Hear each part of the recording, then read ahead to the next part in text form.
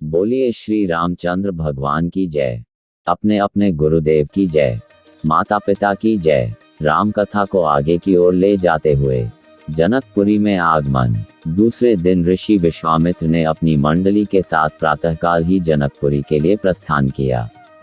चलते चलते वे विशाला नगरी में पहुंचे। इस भव्य नगरी में सुंदर मंदिर और विशाल अट्टालिकाएं शोभायमान हो रही थीं। वहां की बड़ी बड़ी दुकानें अमूल्य आभूषणों को धारण किए हुए स्त्री पुरुष आदि नगर की संपन्नता का परिचय दे रहे थे। चौड़ी चौड़ी और साफ सुथरी सड़कों को देखकर ज्ञात होता था कि नगर के रख रखाव और व्यवस्था बहुत ही सुंदर और प्रशंसनीय थी।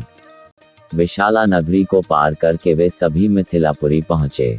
उन्होंने देखा कि नगर के बाहर सुरम्य प्रदेश में एक मनोहर यज्ञशाला का निर्माण किया गया था और वहां पर विभिन्न प्रांतों से आए हुए वेदपाठी ब्राह्मण मधुर ध्वनि में वेद मंत्रों का सस्वर पाठ कर रहे थे।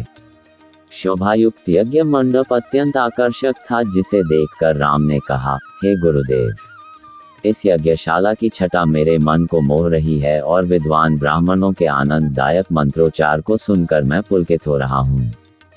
कृपा करके इस यज्ञ मंडप के समीप ही हम लोगों के ठहरने की व्यवस्था करें, ताकि वेद मंत्रों की ध्वनि हमारे मन मानस को निरंतर पवित्र करती रहे। जब राजा जनक को सूचना मिली कि ऋषि विश्वामित्र अपनी शिष्यों तथा अन्य ऋषि मुनियों के साथ जनकपुरी में पधारे हैं, तो उनके दर्शन के लिए वे राजपुरोहित शतानंद को लेकर यज्ञशाला पहुंचे। पाद्य अर्घ्य आदि से विश्वामित्र जी का पूजन करके राजा जनक बोले, हे महर्षि, आपने यहाँ पधार कर और दर्शन देकर हम लोगों को कृतार्थ कर दिया है। आपकी चरण धूलि से यह मिथिला नगरी पवित्र हो गई है। फिर राम और लक्ष्मण की ओर देखकर बोले, हे मुनिव, आपके साथ ये परम तेजस्वी सिंह शावक जैसे अनुपम सौंदर्यशाली दोनों कुमार कौन हैं?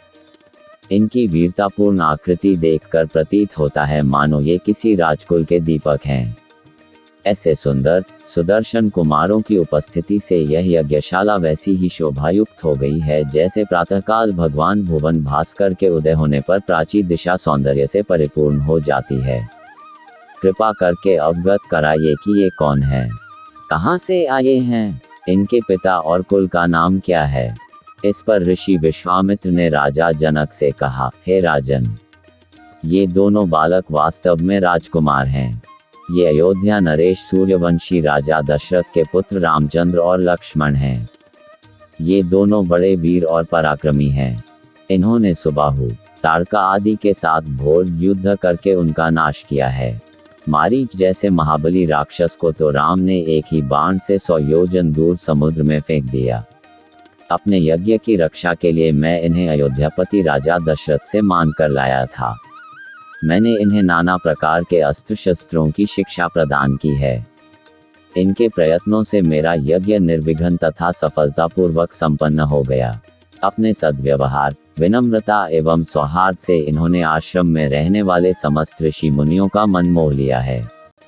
आपके इस महान धनुष यज्ञ का उत्सव दिखाने के लिए मैं इन्हें यहाँ लाया हूँ।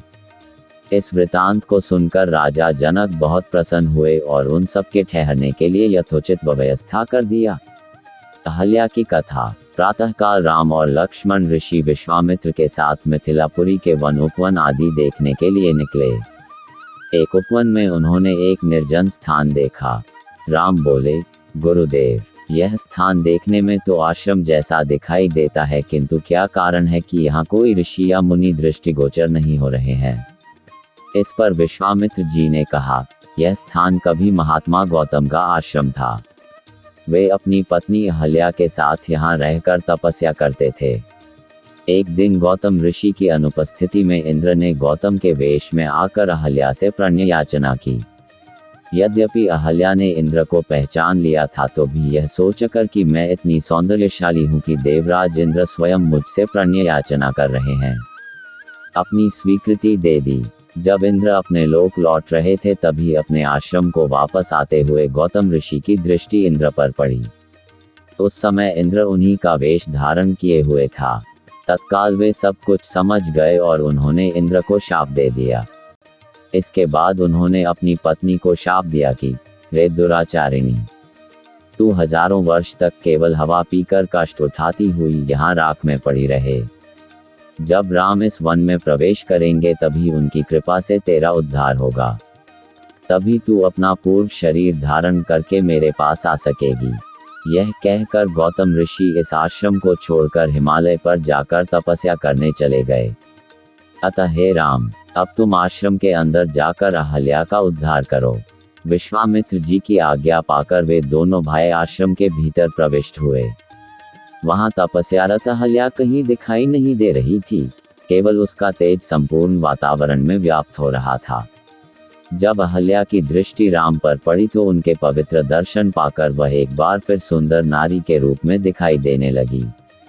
नारी रूप में अहल्या को सम्मुख पाकर राम और लक्ष्मण ने श्रद्धापूर्वक उनके चरण स्पर्श किए। तत्पश्चात उससे उचित आदर सत्कार ग्रहण कर वे मुनिराज के साथ पुनः मिथिलापुरी को लौट आए। योजक चिन्ह: वाल्मीकि रामायण और श्री तुलसीदास जी के रामचरितमानस में अहल्या की कथा में बहुत सारे अंतर हैं। जहां आदिकवि श्री वाल्मीकि ने अहल्या का शापवश राख में पड़ी रहना बताया है, वहीं श्री तुलसीदास जी ने अहल्या का शापवश शिला बन जाना लिखा है। पाठकों को कुछ और भी संदेह हो सकते हैं, इसलिए मैं निम्न उद्धरण भी देना उचित समझता हूँ। आदिकवि श्री वाल्मीकि रचित रामायण के अष्टचत्वरिंश सर्ग 48वें सर्ग के श्लोक क्रमांक 17-19 के अनुसार स्पष्ट है कि अहल्या ने इंद्र को पहचानने के पश्चात ही अपनी स्वीकृति दी थी। देखिए, तस्यांतर विदित्वा च सहस्राक्ष शचीपति मुनिवेशधरो भूत्वा 17। एक दिन जब महर्षि गौतम आश्रम में नहीं थे तब उपयुक्त अवसर जानकर शचीपति इंद्र मुनिवेश धारण कर वहां आए और अहल्या से बोले, ऋतुकालम प्रतीक्षन्ते नार्थिनः सुसमाहिते संगमत्वहमिच्छामि त्वया सह सुमध्य में। 18। रति की कामना रखने वाले प्रार्थी पुरुष ऋतुकाल की प्रतीक्षा नहीं करते। हे सुंदर कट प्रदेश वाली सुंदरी, मैं तुम्हारे साथ समागम करना चाहता हूँ। मुनिवेश सहस्त्राक्ष विज्ञाय रघुनंदन मत चकार दुर्मेधा। 19। इस प्रकार रामचंद्र जी को कथा सुनाते हुए ऋषि विश्वामित्र ने कहा, हे रघुनंदन, मुनिवेश धारण कर आए हुए इंद्र को पहचान कर भी उस मतिभ्रष्ट दुर्बुद्धि नारी ने कौतूहलवश की देवराज इंद्र मुझसे प्रणयाचना कर रहे हैं, समागम का प्रस्ताव स्वीकार कर लिया। संत श्री तुलसीदास जी के रामचरितमानस के अनुसार अहल्या का उद्धार श्री रामचंद्र जी के चरण धूलि प्राप्त करने से हुई। देखिए रामचरितमानस बालकांड दोहा क्रमांक 210 के पूर्व की चौपाई से उसके बाद का छंद। आश्रम एक दीख मग माही, खग मृग जीव जंतु तह नाही, पूछा मुनि ही सिला प्रभु देखी, सकल कथा मुनि कहा विशेषी। मार्ग में एक आश्रम दिखाई पड़ा, वहां पशु पक्षी कोई भी जीव जंतु नहीं था। पत्थर की एक शिला को देखकर प्रभु ने पूछा, तब मुनि ने विस्तार पूर्वक सब कथा कही।